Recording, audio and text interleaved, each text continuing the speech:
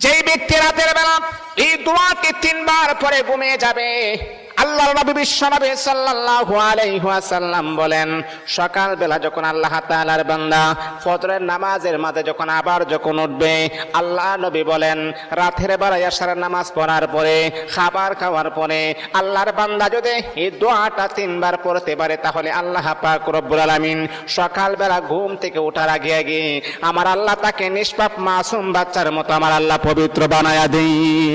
দোয়াটা সবাই আমরা জানি, আমরা সবাই কিন্তু দোয়াটা জানি, কিন্তু আমরা আমল করি না। দোয়াটা হলো আস্তাগফিরুল্লাহাল্লাযী লা ইলাহা ইল্লা হুয়াল হাইয়ুল কাইয়্যুম ওয়া আতুবু ইলাইহি লা হাওলা ওয়ালা কুওয়াতা ইল্লা বিল্লাহিল আলিয়্যিল আযীম।